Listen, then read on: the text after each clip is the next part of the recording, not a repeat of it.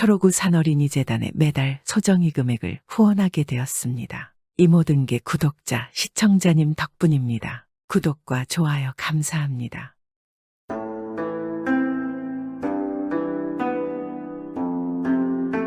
옛날 옛적 아주 먼 옛날에 두매산골 한마을에는 아버지 김서방과 맏아들 돌쇠, 둘째 아들 광덕이 세 식구가 날마다 재미있게 살아가는 집이 있었습니다. 그런데 가난한 이 세 식구는 땅이 없어서 농사도 못 짓고 미천이 없어서 장사도 못하고 오직 산짐승 사냥에서 겨우 그날그날을 버티며 살았습니다. 사냥을 한다고 해도 화살이나 칼이나 창 같은 것이 없어 맨주먹에 몽둥이 한 개씩을 들고 무슨 짐승이든지 만나는 대로 때려잡는 것이었습니다. 그래서 노루, 사슴, 토끼 같은 작은 짐승은 말할 것도 없고 산돼지나 곰 같은 무서운 짐승이라도 만나기만 하면 영락없이 다 때려잡곤 하였습니다. 이것만 보면 광덕이 삼부자를 모두 기운이 무척 센 천하장사인 줄로 알지만 실은 이 세 사람은 결코 장사도 날렵하지도 않는 그냥 그저 보통 사람이었습니다. 그냥 평범한 체구에 어떻게 보면 어찌 저런 사내들이 사냥꾼일까 할 정도였습니다. 그렇기 때문에 마을 사람들은 모두 광덕이 삼부자가 이렇다 할 무기도 없이 커다란 곰 같은 것을 잡아오는 것을 이상스럽게 여겼습니다. 광덕이네 삼부자 말이야. 화살도 없이 어떻게 그날새고 무서운 곰을 잡는지 참 신기한 노릇이지. 글쎄 어찌하나 한번 따라가 봤음 좋겠는데 아유 그러다가 산짐승한테 잡혀가지고 혹여라도 몸뚱이가 깨물리면 어떻게 하나. 마을 사람들은 모여 앉기만 하면 이런 말을 주고받았습니다. 그러나 모두 겁이 많아서 감히 그들을 따라가 보겠다고 나서는 사람은 없었습니다. 오직 그 마을에서 제일 기운이 세고 겁이 없는 칠복이란 사내가 한번 광덕이 삼부자의 곰 잡는 모습을 먼발치에서 구경하러 따라갔습니다. 저 힘없는 광덕이 삼부자가 곰을 잡는다면 기운이 장사인 나라면 혼자서라도 능히 곰을 때려 잡을 수 있을 것이다. 그래 오늘은 어찌 곰을 잡는지 자세히 보아야겠구나. 그렇게 칠복이는 숨을 죽이며 곰을 잡는 광경을 보았습니다. 광덕이 삼부자가 몽둥이로 곰을 때려잡을 때는 끔찍하게 무섭고도 또 한편으론 우스웠습니다. 이들 삼부자가 몽둥이 한 개씩을 들고 어기적거리며 곰의 굴 앞으로 몰려가서는 삼부자가 함께 모여서 이상한 소리를 지르는 것입니다. 워낙 시끄러워서 곰이 안 나올래야 안 나올 수가 없을 정도였습니다. 황소같이 커다란 곰이 어흥 소리를 내며 쏜살같이 달려나왔습니다. 그때 한 사람이 날새게 달려들어 곰의 머리통을 몽둥이로 내려갈기면 곰은 잔뜩 화가 나서 앞발을 번쩍 들어 그 사람을 깔고 앉았습니다. 이대로 가만히 내버려 두면 곰에게 깔린 사람은 핥히어 죽을 것 같지만 이때 또 다른 사람이 번개같이 달려들어서 몽둥이로 한 번 더 머리통을 갈기면 곰은 먼저 깔고 앉아 핥히려던 사람을 내버리고 때린 사람에게 달려들어 사람을 깔고 앉습니다. 그러면 다른 사람이 또 달려들어서 머리통을 갈깁니다. 이렇게 번갈아서 정신없이 반복해서 달려들어 내리갈기고 깔리고 내리갈기고 깔리고 하는 동안에 깔리웠던 사람이 또 일어나서 내려갈기고 이와 같이 한참 동안 싸우면 고문인의 머리통이 아파서 쓰러집니다. 사냥하는 것을 봐서는 대단히 쉬워 보이지만 광덕이 삼부자가 곰 한 마리를 잡기 위해서 목숨을 내던져 한바탕 싸울 때에는 그야말로 눈코뜰 사이가 없이 바쁘게 덤비는 것입니다. 까딱 잘못하면 먼저 들어가 깔리운 사람의 목숨이 끊어질 터이니 얼마나 아슬아슬한 노릇이지 않겠습니까? 생각만 하여도 온몸에 소름이 쫙 끼치고 두 손에 진땀이 납니다. 이렇게 힘들게 사냥한 곰이나 다른 짐승들을 잡아다 팔곤 해서 처음에는 더할 수 없이 가난하던 광덕인의 집살림이 점점 넉넉하여졌습니다. 그리하여 그걸 보고 제일 먼저 부러워하고 또 욕심을 낸 사람은 칠복이었습니다. 나도 한번 곰 사냥을 하리라. 저 삼부자도 하는데 기운 센 내가 못할 게 뭐가 있어. 삼부자가 곰을 다 잡기 전에 나도 잡아서 한미천 챙겨야겠다. 속으로 그리 생각하며 주먹을 불끈 쥐었습니다. 그리고 곰 사냥을 할 기회를 엿보고 있었습니다. 어느 날 광덕이의 형 돌쇠가 일이 있어서 집을 떠나 있었으니 광덕이와 김서방도 할 수 없이 며칠 동안을 사냥을 하지 않고 있었습니다. 이 소식을 들은 칠복이가 광덕이의 집에 찾아왔습니다. 요즘에는 어찌해서 곰 사냥을 하지 않습니까? 무슨 일이 있는 것입니까? 하고 광덕이의 아버지에게 물었습니다. 돌쇠가 일이 있어서 잠시 동안 집을 비웠네. 그래서 돌쇠가 오기 전에 잠시 일을 쉬고 있네. 그러면 저하고 같이 가시지요. 이 주먹으로 내려갈기면 그까지 곰 한 마리쯤이야. 단 한 방에 죽어 넘어가지요. 어떠십니까? 제가 돌쇠보다는 낫지 않겠습니까? 칠복이는 이렇게 말하며 무섭게 커다란 주먹을 불끈 쥐어 보였습니다. 안 돼. 아무리 기운이 세더라도 곰만큼 기운이 세지 못할 것일 텐데. 기운만 믿어서는 절대 안 되는 것이 곰사냥이야. 김서방은 머리를 절레절레 흔들면서 이렇게 대답했습니다. 어째서 안 됩니까? 제가 돌쇠만큼 사냥을 못한다는 말씀입니까? 제가 이 동네에서 기운이 제일 센 장사라는 것을 알지 않습니까? 칠복이가 닥달하며 묻자 김서방이 사냥이야. 잘하든지 못하든지 곰사냥만큼은 우리 삼부자가 해야 되는 것이지.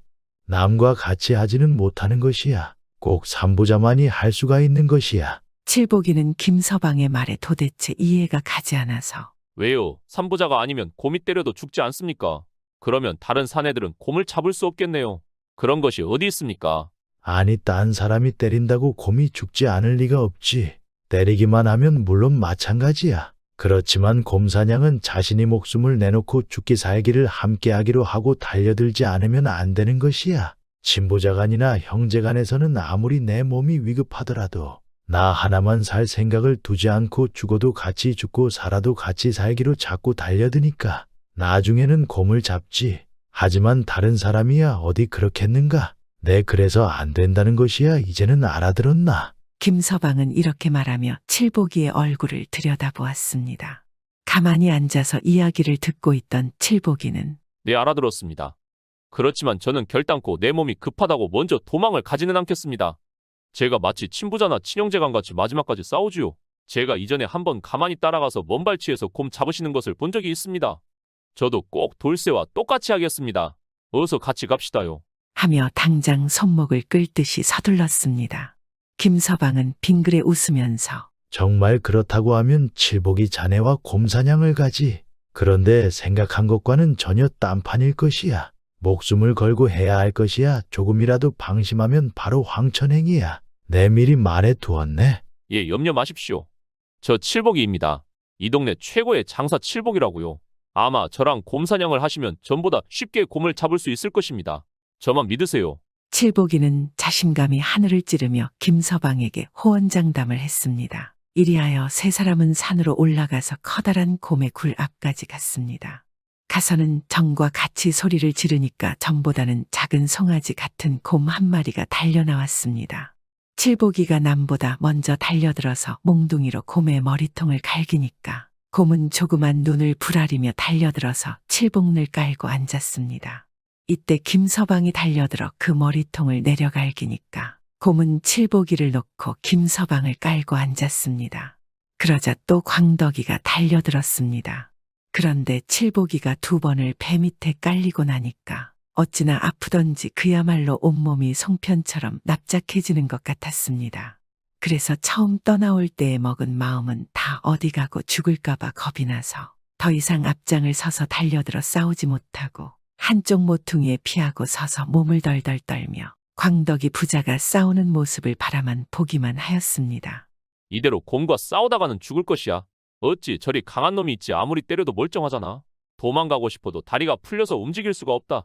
광덕이와 김서방은 칠복이가 빠져나갔는지 않았는지 생각할 여지도 없이 혼심을 다해 달려들어 내려 패고 갈기었다가 일어나서 내려 패고는 또 깔리고 하며 얼마 동안 싸워서 그 곰을 때려 잡았습니다. 온몸이 땀으로 목욕을 하다시피 된 김서방은 숨이 턱에 닿아서 어휴, 이번에도 잡기는 잡았다마는 어째서 차례가 이다지도 빨리 온 게지.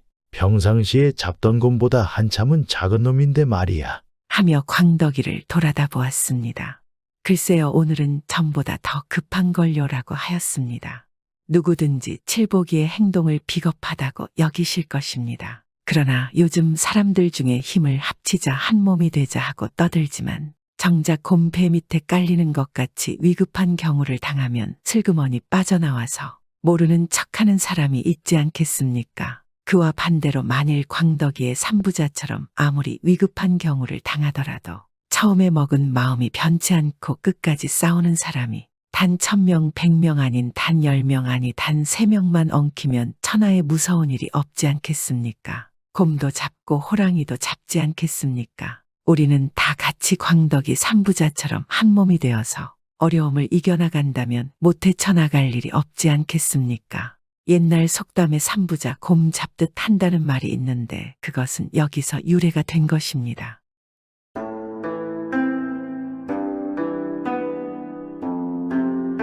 옛날 옛적 어느 마을에 심성이 아주 고든 박선비가 살고 있었습니다.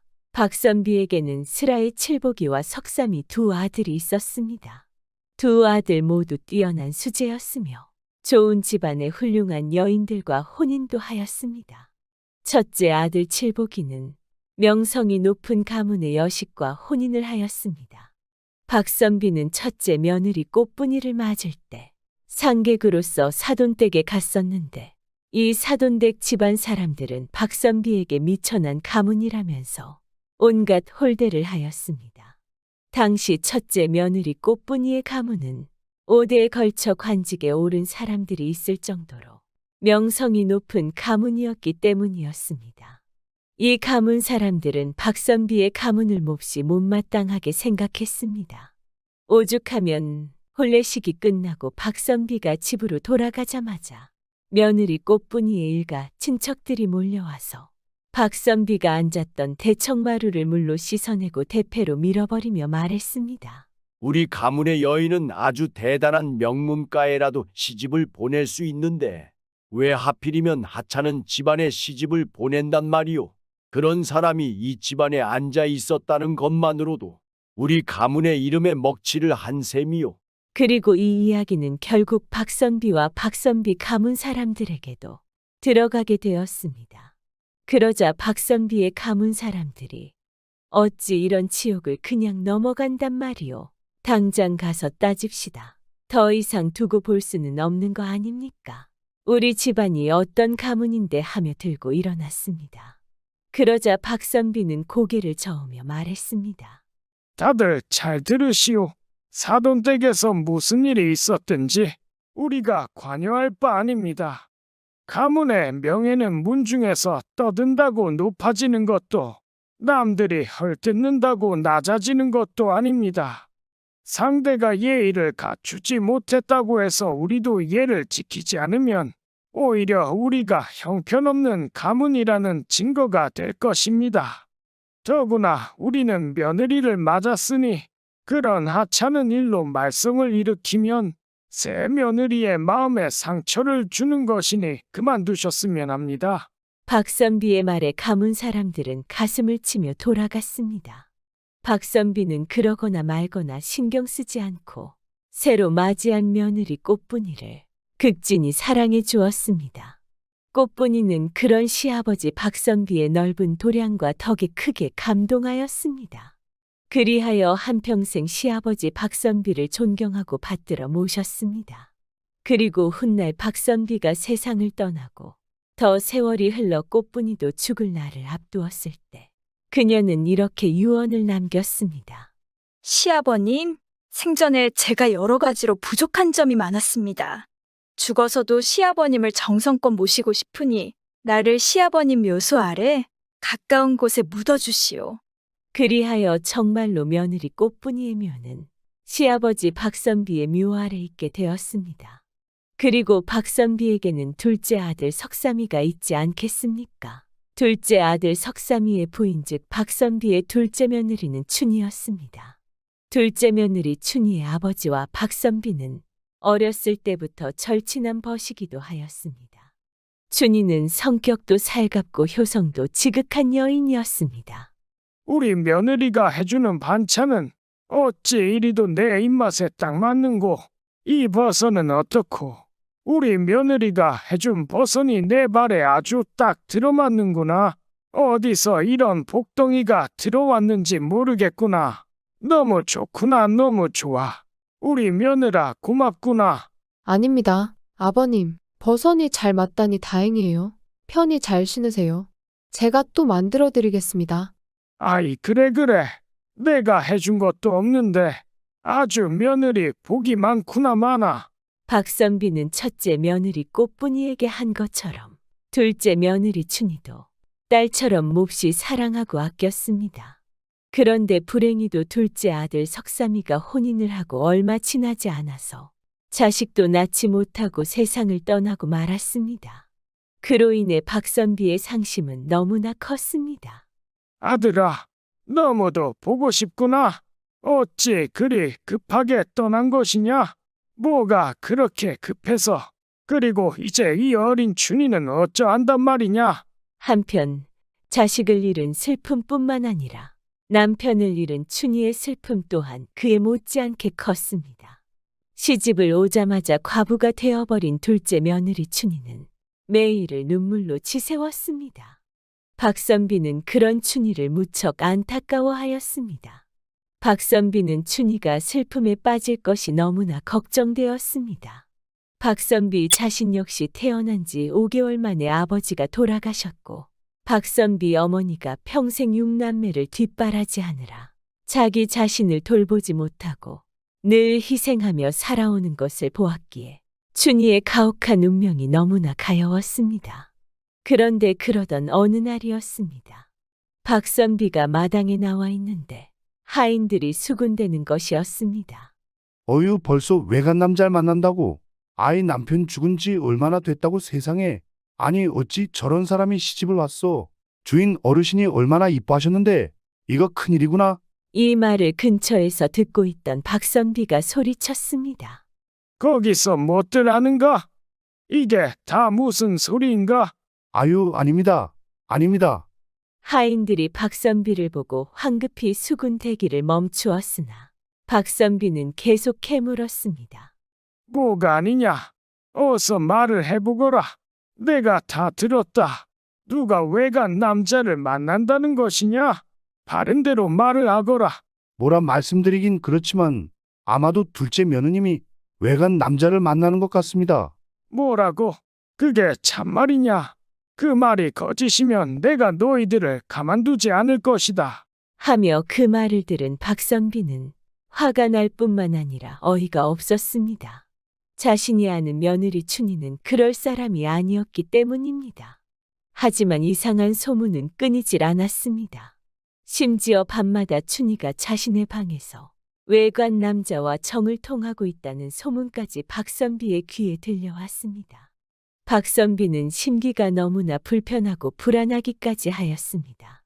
아무리 며느리를 믿는다고 해도 불안한 건 당연한 일 아니겠습니까? 아유 설마 우리 며느리가 그럴 사람은 아니지만 행여라도 불안당 같은 놈들이 있을지도 모르니 잘 살펴봐야겠구나. 요즘 홀로 된 여인을 강제로 보에 싸서 납치해 아내로 삼는 짓거리를 하는 자들이 있다고 하니 조심해서 나쁠 것 없지 않는가? 박선비는 그때부터 무슨 일이 생기면 어쩌나 하는 생각에 한밤중이 되면 자던 중에도 벌떡벌떡 일어나서 집안을 눈에 불을 켜고 돌아다니곤 하였습니다. 그런데 그러던 어느 날 늦은 밤에 박선비가 집안을 한 바퀴 돌고 있는데 며느리 춘희의 방에 불이 환하게 켜져 있었습니다. 아니 이 늦은 시간에 어쩐 일로 불이 환하게 켜져 있단 말인가? 이거 뭔가 이상하구나. 박선비는 궁금하여 가까이 가보았습니다. 그런데 가까이 간 순간 박선비는 깜짝 놀라지 않을 수 없었습니다. 방 안에서 춘희가 누군가와 도란도란 이야기를 나누고 있는 소리가 방 안에서 새어나오고 있었습니다. 아니 설마 내가 잘못 들은 것인가? 우리 며느리에게 들리는 그 소문이 사실이었단 말인가? 정말 외간 남자를 방 안까지 끌어들이고 있단 말인가? 이거 정말 믿을 수가 없구나. 박선비는 어찌할 바를 모르고 자리에서 벌벌 떨었습니다. 믿던 만큼 얼마나 배신감이 크지 않겠습니까? 내가 이래서는 안 되는데 그러나 어찌 그냥 갈 수 있단 말인가? 박선비는 자신의 체면도 뒤로 하고 며느리 춘희의 방을 슬쩍 엿보았습니다. 그런데 역시 춘희가 술상을 차려놓고 누군가와 이야기를 나누는 모습이 보였습니다. 누구냐, 니놈은 도대체 누구란 말이냐? 박선비가 조금 더 자세히 보려고 가까이 눈을 대보았습니다. 그런데 춘희가 마주 앉아있는 사람은 사람이 아니고 지프로 만든 사람 모양의 허수아비 인형이었습니다. 그 허수아비 인형에 죽은 남편의 옷을 입혀놓고 춘희는 술상을 차려 마치 산 사람과 대화를 하는 듯 말을 건네고 있었던 것이었습니다. 서방님 이것 좀 드셔보세요. 제가 서방님 드리려고 준비한 것이랍니다. 서방님 왜 못 드시나요? 서방님, 며느리 춘희는 한참 이야기를 하다가 갑자기 눈물을 훔치며 흐느끼기 시작했습니다. 박선비는 이 모습을 보고 뒷걸음질을 치고는 하늘을 올려다보며 한숨을 쉬었습니다. 얼마나 시아버지로서 가슴이 아프지 않겠습니까? 이럴 수가, 이럴 수가. 우리 며느리가 너무나 힘들구나. 어찌 저리 평생 살 수 있단 말인가. 내가 생각이 너무 짧구나. 그 뒤 박선비는 방으로 돌아갔습니다. 그동안 며느리를 둘러싼 괴이한 소문의 진실을 알게 된 박선비는 밤잠을 이룰 수가 없었습니다. 며느리 춘희가 너무나 딱하고 안쓰러웠기 때문입니다. 울리며 도덕이며 사람을 이토록 힘들게 하는 것이 무슨 소용이 있단 말인가. 그것들도 결국 사람을 위하여 만들어진 것인데 저 착하고 가여운 아이를 평생 힘들게 하는 것이 어찌 사람을 위하는 길이란 말인가. 이것은 아니 된다. 아니 돼. 박선비는 그날 밤 고민을 하며 밤새 큰 결심을 하였습니다. 다음 날 박선비는 일어나자마자 몇몇 사람들을 불러 이리 해라 저리 해라 이야기를 하고 보내고는 그 다음에는 며느리 춘희를 불렀습니다. 부르셨습니까, 아버님? 그래 며느라. 시장에 나가서 종이와 먹을 좀 사오겠느냐. 마침 종이와 먹이 떨어졌구나. 예, 그리하겠습니다, 아버님. 박선비의 심부름에 춘희는 흔쾌히 그러겠다 하고 집을 나섰습니다. 그런데 그날따라 자꾸만 이상한 일들이 생겨났고 그러다가 보니 날이 다 어두워져서야 집으로 돌아오게 되었습니다. 그런데 심부름을 하고 돌아온 며느리 춘희를 대하는 박선비의 태도는 몹시 차가웠습니다. 아니 며느라. 지금 날이 저문 지가 언제인데 여태껏 뭘 하고 이제 오는 것이냐? 네, 아버님. 그것이 심부름을 하고 자꾸 집에 오는 길에 이상한 일들이 생겨서요. 그것을 변명이라고 하는 것이냐? 에이 안 되겠구나. 너와 같은 것은 우리 집에서 데리고 살 수 없다. 당장 짐을 싸서 친정으로 가거라. 아니, 아버님. 그게 무슨 말씀이세요? 아버님, 잘못했습니다. 용서해 주세요, 아버님. 됐다. 어서 짐을 싸거라. 두말하고 싶지 않구나. 늘 다정하고 친절한 시아버지 박선비의 냉랭한 태도에 춘희는 무척 당황했습니다. 하지만 시아버지가 그러라고 하니 다른 방도가 없었습니다. 춘희는 서러운 마음에 눈물을 흘리며 방으로 들어가 짐을 싸고 밖으로 나왔습니다. 춘희가 짐을 싸고 나와서도 계속 잘못을 빌었으나 시아버지 박선비는 용서할 기미조차 보이지 않았습니다. 당장 친정으로 가거라. 그리고 이 서찰은 사돈에게 전하도록 해라. 춘희는 결국 박선비가 주는 서찰을 받아들고 집에서 내쫓겼습니다. 결국 갈 곳이 없으니 어쩔 수 없이 친정으로 발걸음을 향했습니다. 그러는 와중에 춘희는 생각했습니다. 이대로 친정에 간들 내가 무슨 낯으로 부모님을 뵐 수 있단 말인가? 차라리 서방님의 곁으로 가는 것이 낫겠구나. 하며 춘희는 안 좋은 생각을 하였으나 시아버지인 박선비가 친정 아버지에게 전달하라는 서찰이 생각났습니다. 마지막을 시아버님께서 뭐라고 쓰셨나 보기라도 해야겠다. 춘희는 서찰을 꺼내어 읽어보았습니다. 그런데 서찰을 읽는 춘희의 눈에서는 하염없이 눈물이 주룩주룩 흘러내렸습니다. 아버님 어찌 이런 생각을... 그 눈물은 서러움의 눈물도 원망의 눈물도 아니었습니다. 한없는 보살핌과 사랑에 대한 시아버지의 감사와 감동의 눈물이었습니다. 그 서찰은 이렇게 적혀 있었습니다. 여보게 사돈, 자네 딸을 개가시키시게. 이 아이가 생과부로 슬퍼하며 늙어가는 것을 내가 참아 볼 수가 없으니 제발 내 말을 들어주시게나. 내 간절한 바람이네. 춘희를 다시 재가시킬 것을 권하며 며느리의 장래를 걱정하고 염려하는 시아버지 박선비의 따뜻한 마음이 담긴 글이었습니다. 춘희는 서찰을 읽은 후에 한참을 울다가 시아버지 박선비가 있는 집 쪽으로 큰 절을 한번 올리고 그리고 난 후에 친정집으로 향했습니다. 그리고 박선비는 그 이후에 둘째 며느리 춘희와 그리고 사돈집과도 모든 연을 끊었습니다. 그렇게 여러 해가 흐른 뒤 박선비가 한양으로 올라가다가 어느 조용하고 평화로운 마을을 지나가게 되었습니다. 그런데 그 마을에 들어서니 날이 저물어 버렸습니다. 어디 적당한 집에서 하룻밤 머물기를 정해야겠구나. 박선비는 마을에 머물 만한 적당한 집을 택하여 그곳에 집주인에게 물었습니다. 주인장, 내가 한양으로 가는 과객인데 날이 저물어서 말이오. 실례가 아니라면 하룻밤만 묵어 갈 수 있게 해주시겠소? 그렇습니까? 잠시만 기다려 주십시오. 제가 제 아내에게 한번 이야기를 해보겠습니다. 집주인은 안으로 들어가 방문을 열고 자신의 아내와 이런저런 이야기를 하였습니다. 그리고 집주인이 다시 돌아와 박선비에게 말했습니다. 어르신, 누추하지만 들어오세요.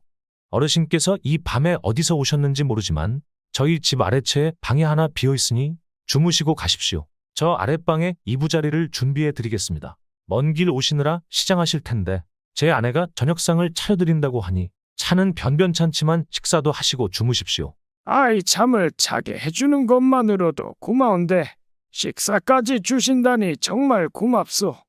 그렇게 집주인은 박선비의 저녁상까지 봐주었습니다. 그런데 저녁상을 본 박선비는 참으로 이상했습니다. 아니 이게 어찌 내가 좋아하는 음식만 상에 올라가 있구나. 신기하구나 신기해. 저녁상에는 박선비의 입맛에 맞는 반찬으로만 차려져 있었습니다. 그 반찬들을 먹는데 간까지 박선비의 입에 딱 맞는 것이 아니겠습니까? 이 집 주인이 나랑 입맛이 참 비슷한가 보구나. 박선비는 만족스럽게 저녁 식사를 하고 잠이 들었습니다. 그리고 다음 날 아침상도 받았는데 역시나 아침상도 반찬 종류만 다를 뿐 늘 박선비가 좋아하고 즐기는 음식들이었습니다. 심지어 입맛에도 꼭 맞았습니다. 아이고 옛날 우리 둘째 며느리가 이렇게 내 입맛을 참 잘 맞춰주었었는데 마치 둘째 며느리가 차려주는 상을 받은 것 같구나. 아니 우리 며느리가 이 집에 사는 것인가? 에이 설마 나도 참 무슨 생각을. 그런데 우리 며느리는 잘 살고 있는 것인가? 한번 보고 싶구나. 박선비는 잠시 이런저런 생각을 하다가 아침을 마저 다 먹고 상을 물렸습니다. 그리고 슬슬 길을 떠나려 하는데 집주인이 떠나는 박선비를 붙잡고는 잘 만들어진 버선 한 켤레를 건네 주었습니다. 어르신, 이 버선을 한양 가시는 길에 신으세요. 제 아내가 어젯밤에 만든 것입니다. 아이고 잘 차고 잘 먹기까지 하였는데 이 버선까지 주시다니 참으로 고맙소. 어찌 그렇게 친절할 수가 있단 말이오. 내가 이 은혜를 어떻게 갚아야 할지. 박선비는 몹시 고마워하며 버선을 받아 바로 신어보았는데 정말 이상하게도 박선비의 발에 딱 들어맞는 것이었습니다. 세상에 우리 둘째 며느리가 지어주던 버선같이 발에 꼭 맞고 편안하구만. 박선비는 또 둘째 며느리 춘희가 떠올랐습니다. 정말 우리 둘째 며느리가 이곳에 있기라도 한 듯 하지 않은가.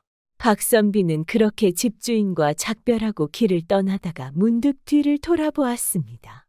그런데 길 한쪽에 서서 옷으로 얼굴을 가리고 고개를 숙여 공손히 배웅하는 한 여인이 보였습니다. 그랬구나. 우리 아가. 우리 둘째 며느리가 여기 있었던 게로구나. 그랬던 게야. 박선비는 한눈에 그것이 둘째 며느리임을 알 수 있었습니다. 자신이 묵었던 집에 자신에게 밥상을 차려주고 버선까지 선물로 준 것이 바로 둘째 며느리 춘이었던 것이었습니다. 박선비는 자리에 돌처럼 멈춰서서 고개를 끄덕끄덕하며 며느리를 한참이나 바라보았습니다. 그래, 우리 며느라. 그 집주인 성품을 보아하니 우리 며느리가 고생은 하지 않고 잘 살아가겠구나. 다행이다.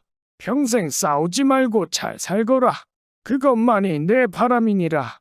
박선비는 며느리에게 가보고 싶은 마음이 간절했습니다. 하지만 그녀가 잿가에서 잘 살고 있다는 것을 알게 된 것만으로도 감사하다고 생각하고는 그대로 뒤로 돌아 길을 떠났습니다. 며느리 춘희는 그런 시아버지 박선비 뒷모습을 오래오래 지켜보며 눈물을 흘렸습니다. 그리고 춘희는 항상 시아버지를 생각하며 지금의 남편과 함께 즐겁게 잘 살았습니다.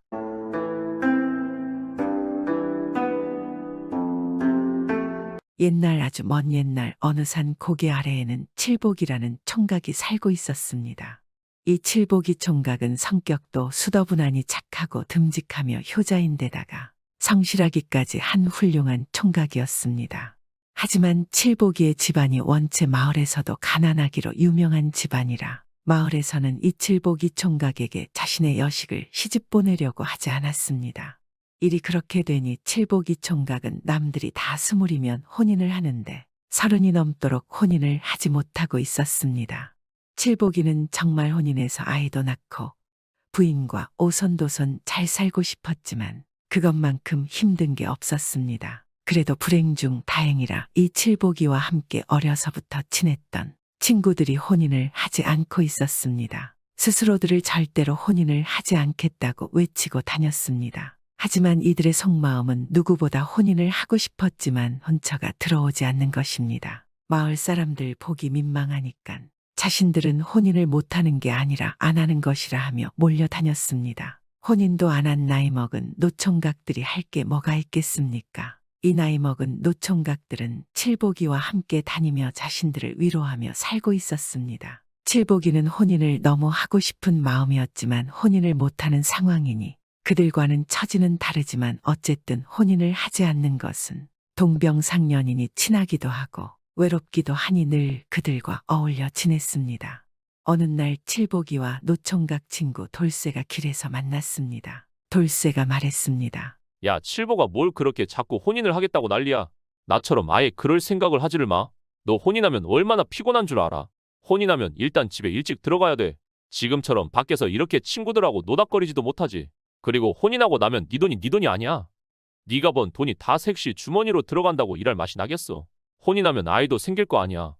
어휴, 내 자신도 돌보기 힘든데 아이를 어떻게 돌보냐. 돌쇠는 혼인을 하지 말아야 하는 이유를 계속해서 만들고 있었습니다.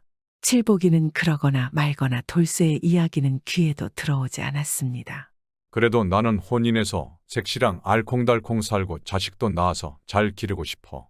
돈도 색시한테 가면 어때서 그래. 그리고 아이들 낳으면 얼마나 이쁘겠어. 내 핏줄인데 난 너랑은 달라. 꼭 혼인하고 싶어. 이 녀석 내 오늘 생각을 고쳐주지. 오늘 나랑 술 한잔하면 아마 나처럼 혼인 안 하길 잘했다고 할 거야. 술이나 한잔하자. 돌쇠는 칠복이를 끌고 주막으로 들어갔습니다. 그리고 맛있는 음식과 술을 잔뜩 시켜서 코가 비뚤어지도록 먹고 마셨습니다. 나는 돈도 없는데. 그리고 대낮부터 무슨 술이야. 야, 걱정하지 마라 칠보가. 친구 좋다는 게 뭐냐. 오늘은 내 한턱을 낼 것이니 걱정 말아라. 칠복이도 모처럼 돌쇠와 함께 그래도 왁자지껄하게 놀아대니 외로움도 덜하고 좋았습니다. 그렇게 늘 노총각 친구 돌쇠와는 영원할 것만 같았습니다.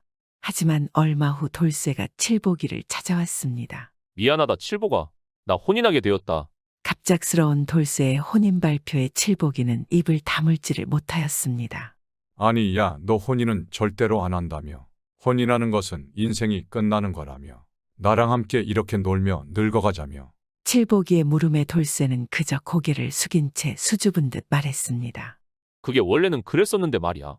내가 흠모하던 여인의 집에서 나한테 혼처가 들어왔지 뭐야. 그러니까 미안하게 되었다. 칠복이는 되려 화를 내기보다는 축하하며 거봐, 혼인을 하다니 참 부럽구나. 막상 혼인하려니깐 좋지. 그럼 잘 살아라 돌쇠야. 그렇게 돌쇠가 떠나갔습니다. 그런데 그리고 얼마 지나지 않아 또 놀라운 소식이 들려왔습니다. 감나무집 노총각 만보기가 찾아왔습니다. 야, 칠보가 들었냐? 먹새가 혼인한단다. 먹새는 절대 혼인하지 않겠다고. 자신은 혼인을 하면 사람이 아니라 말하고 다녔는데. 아니, 요즘 통 안 보이더니. 혼인 때문인 것이었나 보네. 그래, 우리 앞에 얼굴 들기 부끄러우니 안 나타나는 거겠지. 아이 누구랑 혼인을 한다는 거야. 그 전에 왜 돌쇠 혼례식장에서 거기서 눈 맞은 처자와 혼인을 한다나 뭐라나. 이야 부럽다. 아니 나도 거기 있었는데 왜 나는 그런 생각을 하지 못한 걸까? 뭐가 부러워. 칠보가 정신 차려. 걔들 다 지금 정신이 나간 거야. 아니 혼인을 한다니. 혼인을 나중에 두고 봐라. 걔들 우리가 부러워서 아마 땅을 치고 후회할 테니까. 야 우리끼리 한잔하자. 이제 걔들은 이렇게 늦게까지 술도 못 마실걸. 지금까지 녀석들은 혼인을 하고 싶었는데 하지 못하는 놈들이었어. 말만 허세를 떨고 혼인을 못하는 게 아니라 안 하는 거라 씨부린 거야. 칠보가 조금만 있으면 녀석들 고두리한테 와서 밤새 한탄하며 우리를 부러워하며 피눈물을 흘릴 거다. 그렇게 이 마을에는 노총각이 감나무집 만보기와 칠보기 둘만 남게 되었습니다. 그런데 또 얼마 뒤 만보기가 칠보기의 집에 찾아왔습니다. 칠보가 나 어떡하면 좋으냐? 큰일이구나. 만보기가 큰일이 났다는 말에 돌쇠는 걱정이 되어서 물었습니다. 왜 그러는데? 집에 무슨 일이라도 생긴 거야? 도대체 무슨 일인데 그래? 어서 말해봐. 지난번에 이웃 마을 잔치에 놀러 갔던 거 기억나냐? 그니까 그때 이웃 마을에 곱단이라고 예쁜 처자가 하나 있어가지고 그날 뭐냐 함께 즐거운 시간을 보냈단 말이야. 아이고 그래 부럽구만. 그럼 뭐 이제 연모하는 사이 뭐 그렇게 된 거야? 아니 그것이 아니라 아이를 가졌다는데 내 아이를 가졌다고 어제 찾아왔더라고. 어쩌냐 이를 어찌한단 말이냐. 뭘 어째 혼인하고 애기 낳아야지. 이놈아 이걸 질문이라고 하냐? 나한테 이걸 왜 물어봐? 아니 그런데 너도 알다시피 내가 혼인 안 하겠다고 온 마을에 떠벌리고 다녔잖아. 그런 내가 혼인이라니 이게 말이 되냐?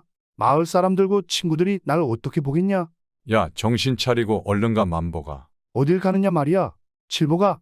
어디긴 이놈아 곱단이란 처자한테 가야지. 가서 혼인하고 아기 낳아서 잘 키우자고 해야지. 그게 맞는 거지. 당연하지 이놈아. 왜 이리 중차대한 일에 날 찾아온 것이냐.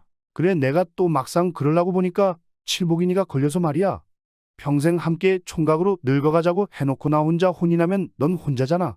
이 정신 나간 놈아 지금 말이라고 하는 것이냐. 얼른 가서 혼인 준비나 해. 그럼 미안하지만 칠보가 난 간다. 너도 어서 혼인해라. 결국 끝까지 혼인 안 하기로 한 만보기마저 다른 친구들보다 먼저 아버지가 되어 혼인을 하게 되었습니다. 그러니 끝끝내 마을에 남은 30대 노총각은 오직 칠복이 혼자뿐이었습니다. 칠복이는 이제 추운 겨울 기나긴 밤에 마실 곳도 갈 곳도 없어졌습니다. 그리고 만날 사람도 없었습니다. 외롭다 외로워 이젠 정말 혼자인가. 칠복이는 마치 매일 한숨을 쉬었습니다. 그런데 그러던 어느 날이었습니다. 아침에 칠복이는 일찍 집을 나서 밭으로 향하는데 그만 전날 내렸던 비에 바닥에 돌이 젖어서 그만 미끄러지고 말았습니다. 칠복이의 무릎에서 피가 나기 시작했습니다. 돌쇠는 자기 자신이 너무 한탄하며 무릎에 나는 피는 아랑곳하지 않고 멍하니 앉아 있었습니다. 내 요즘 내 정신이 아니다. 어릴 때도 넘어지지 않았던 내가 평생 오던 길에서 이렇게 넘어지다니. 정말 요즘 자꾸 왜 이러는 것이지. 정신을 차리자. 그런데 정신을 차린들 무슨 낙으로 살지. 그런데 그 순간 눈앞에 웬 선녀처럼 아름다운 처자가 보였습니다. 처자는 칠복이의 무릎에 난 피를 보고 하들짝 놀라며 어찌합니까? 피가 많이 납니다. 빨리 지혈해야 돼요. 안 그러면 큰일 납니다. 처자는 지혈할 것을 찾는지 이리저리 흩어보다가 안 되겠다 싶어 자신의 저고리를 뜯어서 칠복이의 무릎을 지혈했습니다. 순간 일어난 일이지만 돌쇠는 꿈을 꾸는 것 같았습니다. 마치 하늘에서 선녀가 나타나서 자신을 돌봐주는 것 같았습니다. 지혈을 끝낸 처자가 말하는 것입니다. 이제 급한 대로 피를 멈추게 했습니다. 집에 가셔서 제대로 치료하세요. 칠복이는 순간 정신을 차리고 처자에게 물었습니다. 이렇게까지 돌봐주셔서 고맙습니다. 죄송하지만 이 마을에서 본 적이 없는 분인데 누구이신지요? 그러자 처자가 부끄러운 듯 말하는 것입니다. 저는 지나달에 이 마을의 시집은 안악입니다. 저의 시댁이 마을 끝자리에 있어서 사람들이 제가 시집 온 것을 잘 모릅니다. 오늘 마을 우물을 살피러 나왔다가 여기에 온 것이지요. 서둘러 가셔서 치료하세요. 전 이만 가볼게요. 처녀가 사라지는 모습을 칠복이는 그냥 멍하니 쳐다보았습니다. 그리고 칠복이는 왠지 풀이 죽어서 혼자말로 하긴 저렇게 어여쁜 처자가 혼자일 리는 없지.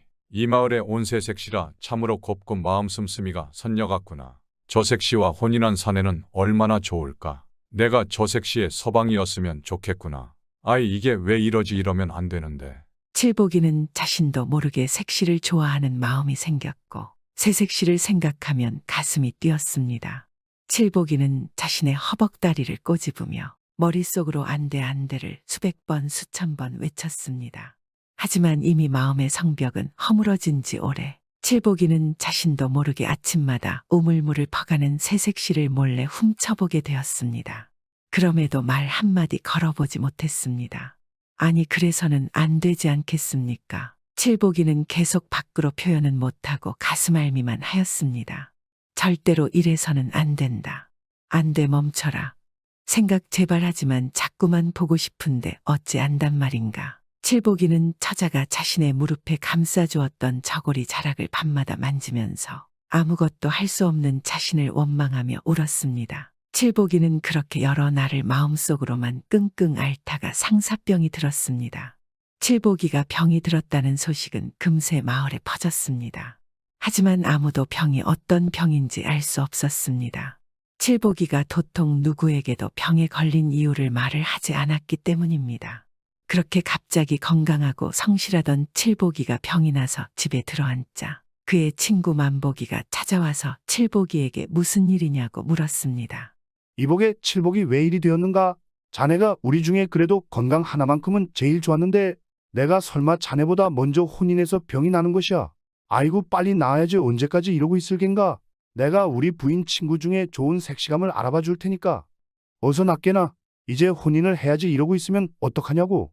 자네는 이렇게 아프면 돌봐줄 사람이 없지 않는가? 이번 병만 나으면 꼭 혼인하자고. 그렇구만. 그래 고맙네 고마워. 내 빨리 나아서 나도 장가가서 자식을 낳아야지. 이번 병만 나으면 어떡하던 꼭 혼인을 할 게야. 내 여기서 죽을 순 없지. 걱정 마시고 모두 가게나. 가족들이 걱정할 게야. 하지만 칠복이는 친구들에게조차 차마 자신이 병에 걸린 이유를 말할 수 없었습니다. 친구들은 종종 칠복이를 찾아와 주었지만 칠복이는 누구에게도 자신의 마음을 한마디 말하지 못하였고 계속 오랫동안 끙끙 앓았습니다. 그러니 병은 치료될 기미가 보이지 않았고 날이 갈수록 깊어만 갔습니다. 그리고 결국 칠복이는 슬프게도 외롭게 세상을 떠나고 말았습니다. 한참 뒤에야 칠복이가 세상을 떠난 것을 알고 마을 전체가 슬픔에 빠졌습니다. 그런데 칠복이가 세상을 떠나고 난 후 마을 인근 고개에서는 자꾸만 이상한 일이 일어나기 시작했습니다. 신부를 태운 가마가 칠복이가 살았던 마을 근처의 고개를 지날 때면 이상한 소리가 나는 것이었습니다.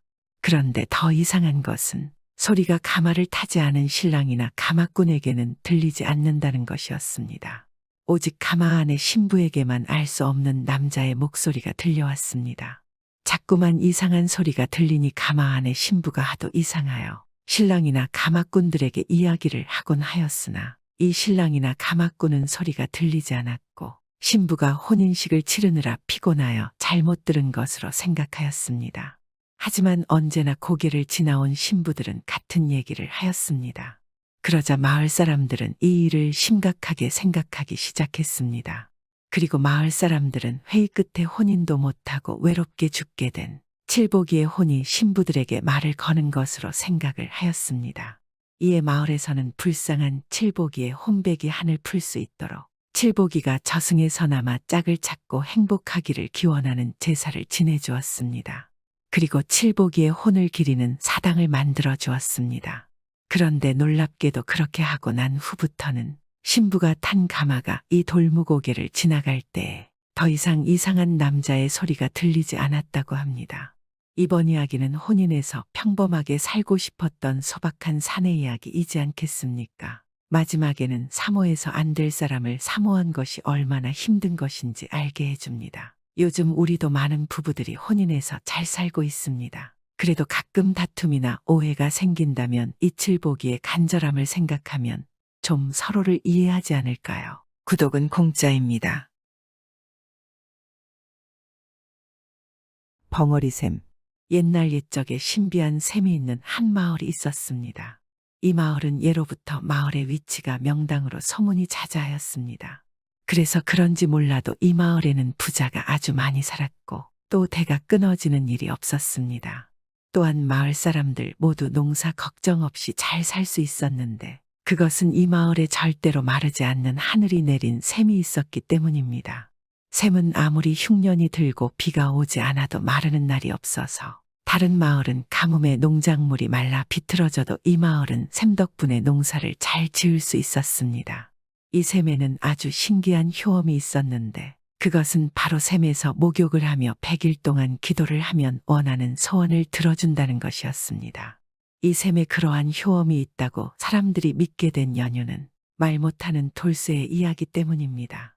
그렇게 살기 좋은 마을에도 힘들게 살아가는 사람이 한 명 있었습니다. 그는 말을 못하는 마을의 유일한 말 못하는 돌쇠였습니다. 돌쇠는 비록 말은 하지 못하였지만 마음씨는 아주 착하고 성실한 사람이었습니다. 그렇기에 마을 사람들도 돌쇠를 놀리거나 괴롭히지는 않았습니다. 하지만 그는 늘 다른 사람들처럼 말을 하고 싶었습니다. 돌쇠는 언제나 열심히 산에 나무를 하러 다녔습니다. 하루는 돌쇠가 나무를 하다 말고 너무 힘들어서 나무 그늘 아래에서 쉬고 있었습니다. 잠시만 쉬려고 했던 돌쇠는 어찌나 나무하는 것이 고되었던지 그대로 잠이 들고 말았습니다. 그런데 그런 돌쇠의 꿈에 웬 아리따운 선녀가 나타났습니다. 이 선녀는 돌쇠에게 다가와서는 그의 머리를 쓰다듬어주며 말했습니다. 저기 샘이 있어요. 샘에 가서 목욕을 하고 100일 동안 정성 들여서 기도를 하면 당신의 소원을 이룰 수 있을 것이랍니다. 선녀는 그렇게 말하고는 그대로 사라져버렸습니다. 돌쇠는 꿈에서 깨어나 곧장 샘으로 달려갔습니다. 그리고 그날부터 샘에서 목욕을 하고 정성을 다하여 기도를 하기 시작했습니다. 비록 말은 하지 못했지만 온 정성을 다해 손이 발이 되도록 빌었습니다.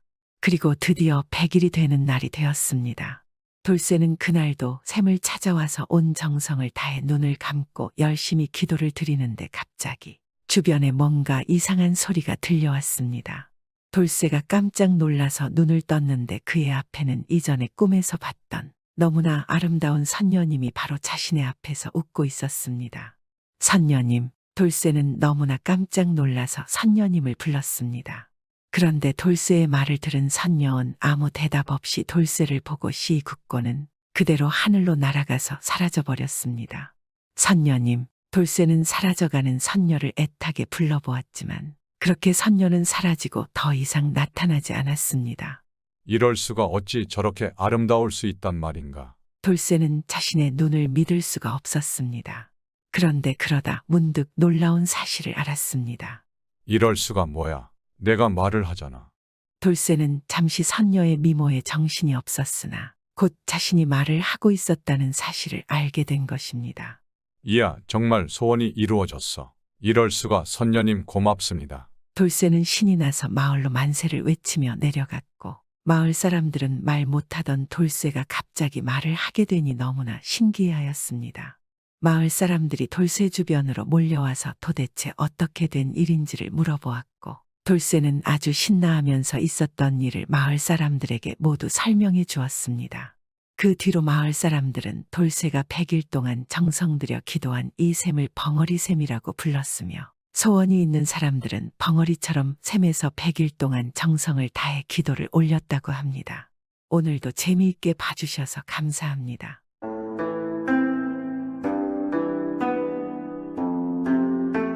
옛날 옛적의 한 마을에는 홀어머니와 어린아들이 살고 있었습니다. 어느 날 새로운 사또가 부임하는 행사가 열렸고 온 마을 사람들이 몰려가서 행사에 참석하고 행렬을 구경하게 되었습니다. 새로 부임한 사또의 행차가 시작되었습니다. 생전 처음 보는 성대한 동네 사또의 행차를 보고 있던 아들은 어머니에게 물었습니다. 어머니 정말 굉장합니다. 너무 부러워요. 저도 어른이 되면 저렇게 멋지게 될 수 있는 건가요? 그러자 어머니는 우울한 표정을 지을 수밖에 없었습니다. 아들아, 너는 어른이 되어도 저렇게 할 수 없단다. 우리들은 상놈이라서 저런 벼슬은 할 수가 없지. 어쩔 수 없는 게야. 네, 그게 무슨 말씀이세요? 아예 안 된다고요. 제가 열심히 노력을 하면 되는 것 아닐까요? 아들은 너무나 초롱초롱한 눈으로 어머니를 바라보며 말했습니다. 하지만 어머니는 고개를 저었습니다. 미안하다, 아들아. 이번 생에는 우리가 이 천지가 뒤집어지지 않는 한은 불가능한 일이란다. 그저 열심히 일해서 입에 풀칠이나 하며 먹고 살면 그것으로 다행인 게야. 아니, 그게 무슨 그런 게 어디 있어요. 그럼 도대체 저는 뭘 위해 살아야 하는 거죠? 아들의 질문에 어머니는 아무런 말도 해줄 수가 없었습니다. 어머니의 말을 듣고 자신의 현실을 처음으로 알게 된 이 불쌍한 어린아들은 그날부터 밥을 먹지 않고 말도 잘하지 않더니 며칠 뒤에는 시름시름 앓기 시작했습니다. 어머니는 없는 형편의 의원도 불러보았으나 아들의 병이 무엇인지 의원도 밝혀내지를 못하였습니다. 그리하여 아들은 의원이 본지 사흘 만에 고열에 시달리다가 안타깝게도 세상을 떠났습니다. 어린 아들을 잃고 밤낮을 슬픔으로 보내던 이 어머니는 어느 날 밤 꿈을 꾸었습니다. 그리고 꿈에는 먼저 세상을 떠난 죽은 아들이 나왔습니다. 어머니는 아들을 보자마자 그대로 아들을 끌어안고 슬픔에 엉엉 울었습니다. 어머니 울지 마세요. 저는 한양에서 재상을 지내는 가문에 다시 태어났어요. 그래서 앞으로 잘 살게 될 것이랍니다. 어머니, 저는 이제 상놈이란 소리를 듣지 않게 되고 벼슬도 할 수 있게 되었습니다. 그러니까 제 걱정하지 마세요. 부디 건강하세요. 어머니가 놀라서 아들을 보았는데 순간 아들은 연기처럼 사라져버렸습니다. 그 후 어머니는 슬픔을 거두고 열심히 살아가며 마을의 자신보다 어려운 사람들을 돕거나 근처 절에 가서 일손을 도우며 성실히 살아갔습니다. 그리고 언제나 아들이 저 세상에 간 날에는 다시 태어난 아들의 행복을 빌어주며 제사를 지냈습니다. 다시 태어난 아들 이름은 돌쇠였습니다. 그런데 돌쇠는 매년 자신이 태어난 생일날이면 꼭 꿈을 꾸었는데 그 꿈속에서 알 수 없는 곳에 알 수 없는 여인이 차려놓은 제사 음식을 먹었습니다. 그리하여 세월이 지나고 어른이 된 돌쇠는 어느 해부터인가 더 이상 꿈을 꾸지 않았습니다. 그리고 꿈을 잊고 살아갔습니다. 열심히 공부를 한 돌쇠는 결국 과거에 합격하고 벼슬길에 올랐습니다. 그런데 운명인지 우연인지 돌쇠는 자신이 전생에 살던 동네 사또로 부임하게 되었습니다. 돌쇠는 난생 처음으로 와본 동네 길이 너무나 익숙하다고 생각이 들었습니다. 나는 이 마을에 처음 와보는데 이곳은 너무나 낯이 있지 않은가? 이게 다 어찌 된 일이지? 아무리 생각해도 여긴 처음이 아닌 것 같은데. 돌쇠는 곰곰이 생각을 해보았지만 이유를 알 수가 없었습니다. 한편 이 돌쇠의 전생의 어머니는 여전히 혼자 어렵게 살아가고 있었습니다. 어려운 상황에서도 언제나 다른 사람을 돕고 살았으니 마을 사람들도 그런 어머니를 무척 좋아하였고 한편으로는 그녀의 딱한 사정을 안타깝게 생각하며 늘 찾아와서 안부를 물어주었습니다. 그런데 이 마을에는 아주 탐욕한 부자가 있었는데 그가 웬일로 어머니에게 찾아왔습니다. 그는 이 어머니의 집터를 사고 싶다고 하였습니다. 이 부자가 자신의 아버지의 묘를 이장할 곳을 알아보고 있었는데 이 어머니가 살고 있는 집터가 장차 나라의 재상이 나올 명당터였던 것입니다. 부자는 사실을 숨기고 어머니에게 접근하였습니다. 이봐, 내가 자네가 혼자 사는 게 안쓰러워 그러니 이혼 집을 팔고 좋은 집으로 가게. 내 집값을 톡톡히 쳐줄 테니까.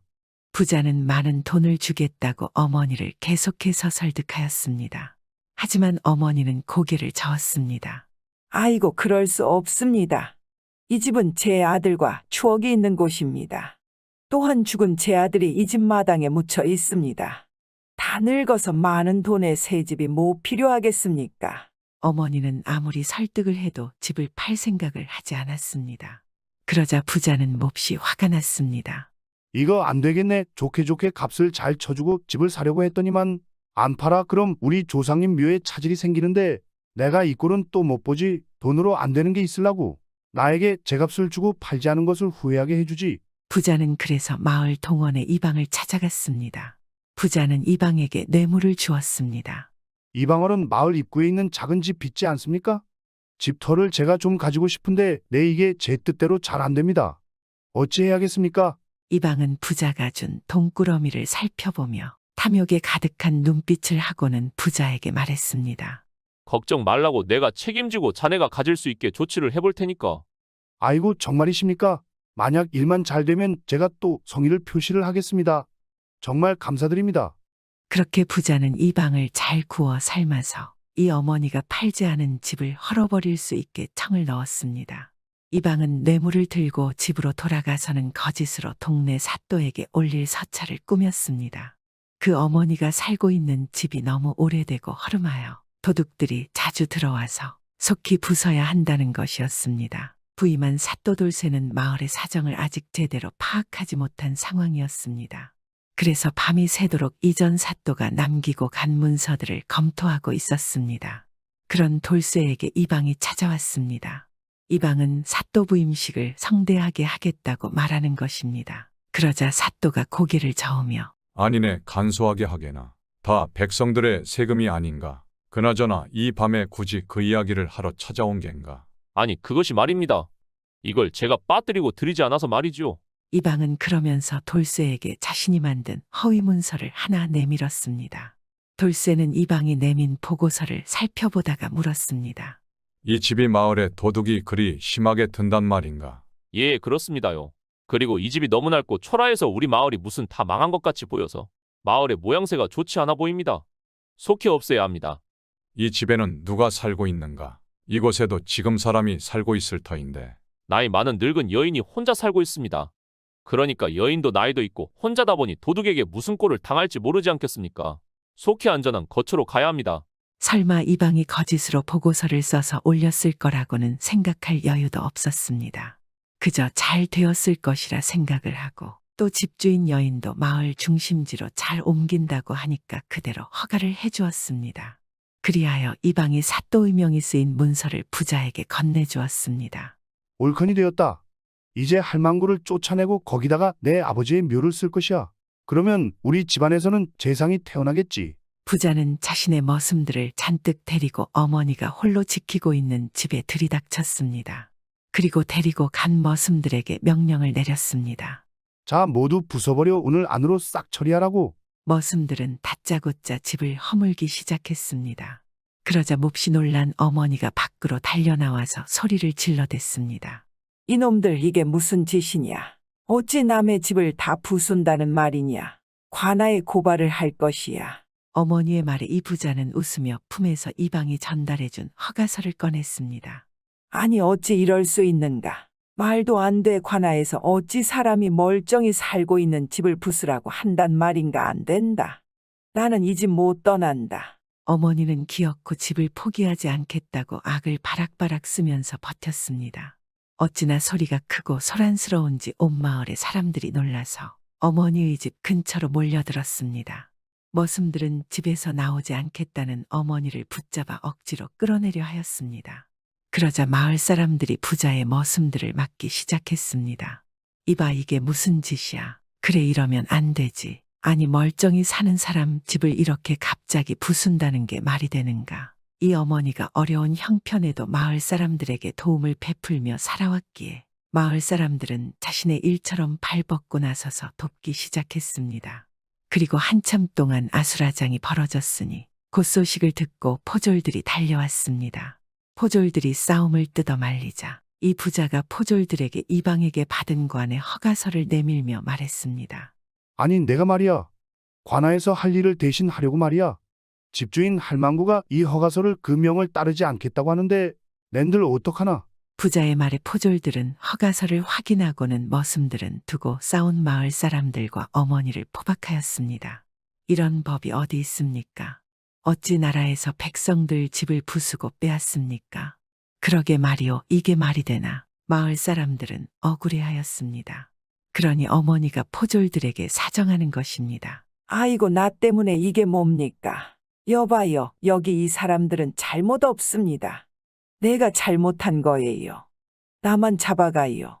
어머니의 애원에도 포졸들은 마을 사람들과 어머니를 모두 끌고 관하로 갔습니다. 마을 사람들과 어머니가 끌려가고 나자 부자는 머슴들을 시켜서 집을 모두 부숴버렸습니다. 한편 관하로 수많은 사람이 끌려오자 사또돌쇠도 그리고 관아의 관속들도 모두 놀랐습니다. 아니 이 많은 이들이 어찌 마을에서 소란을 일으켰다는 말인가? 이유가 무엇이냐? 돌쇠가 관아에 끌려온 사람들을 보며 물었습니다. 그러자 이방이 사또에게 말했습니다. 그것이 마을 사람들끼리 다툼이 있었던 모양입니다. 제가 형방도로 잘 타일러서 보내라고 하겠습니다. 사또께서는 이를 보시지요.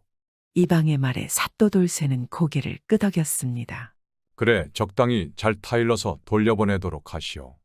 혹 무슨 큰일이 있는 것이라면 반드시 나에게 보고하도록 하고. 아이고, 예, 그러겠습니다요. 그래야지요. 이방의 말에 안심한 돌쇠는 다시 관청 안으로 들어가려 하는데 그때였습니다. 아유, 사또, 이게 무슨 일입니까? 어찌 관에서 강제로 백성들의 집을 빼앗고 부순단 말입니까? 맞습니다. 맞아요. 이게 무슨 일입니까?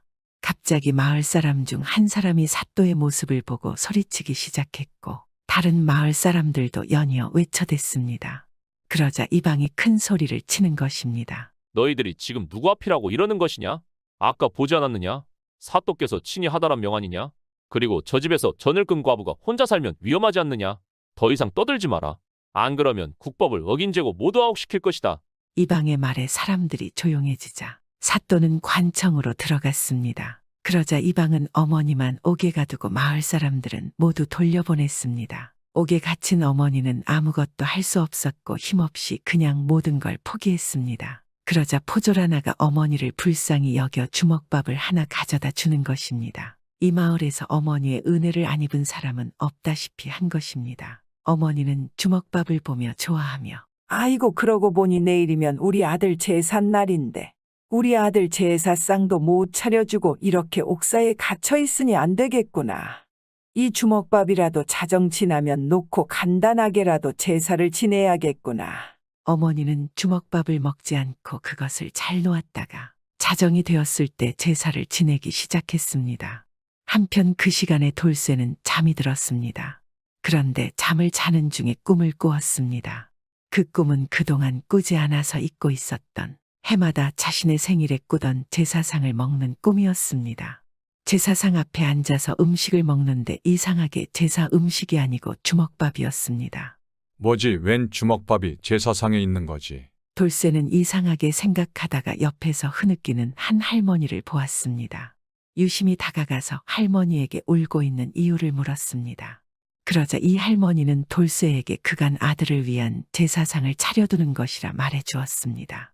돌쇠는 고개를 갸우뚱하며 자신도 모르게 손에 든 주먹밥을 입에 한 입 넣었습니다. 그리고 순간 돌쇠는 그동안 잊고 있었던 기억이 그리고 심지어는 전생의 기억까지 모두 떠오르기 시작했습니다. 돌쇠는 드디어 꿈에서 본 할머니가 바로 전생의 어머니임을 알았습니다. 돌쇠는 자신이 바로 다시 태어난 아들이라고 어머니에게 말하니 어머니가 깜짝 놀라서 돌쇠의 얼굴을 자세히 뜯어보았습니다. 맞구나, 맞아, 그래, 우리 아들이 왔구나. 드디어 왔어. 어머니는 눈물을 쏟으며 돌쇠를 안아주었습니다. 그렇게 돌쇠는 어머니와 부둥켜 안고 울었습니다. 그리고 눈물을 멈추고 어머니의 얼굴을 눈을 씻고 다시 보았는데 얼굴은 바로 자신이 낮에 보았던 집을 나갈 수 없다고 관아에 끌려왔던 여인의 얼굴이었습니다. 순간 너무나 놀란 돌쇠는 그대로 잠에서 깨어났습니다. 어머니였구나. 어머니가 집에서 나를 기다리고 계셨던 거야. 그래서 집을 포기할 수 없다고. 아니, 내가 이러고 있을 때가 아니다.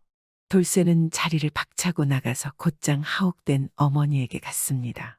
어머니를 부르짖으며 돌쇠는 달리고 또 달렸습니다.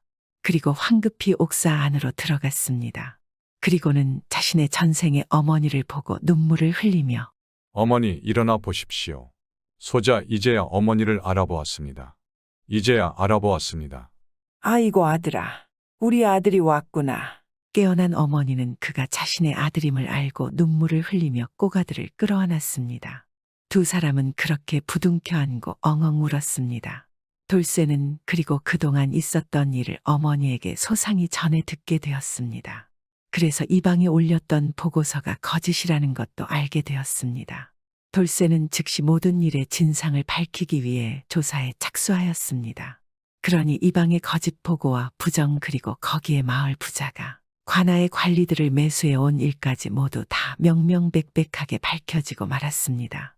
그래서 이방과 부자가 부당하게 모은 재산을 모두 환수하고 죄를 물어 오랫동안 감옥에 하옥시켰습니다. 그런데 둘 다 모두 옥에서 시름시름 앓다가 저 세상으로 갔습니다. 돌쇠는 어머니가 돌아가실 때까지 그 마을에 사또를 하며 사람들에게 헌신하며 어려운 이웃들을 돌봤습니다. 그래서 어머니는 정말 행복하게 눈을 감았습니다. 이번 이야기도 두말할 것 없는 어머니의 자식사랑입니다. 요즘 바쁘다는 이유로 부모님의 안부를 잘 모를 때가 있지 않겠습니까? 그래도 오늘은 부모님에게 전화 한 통 하는 것은 어떨까요? 구독은 공짜입니다.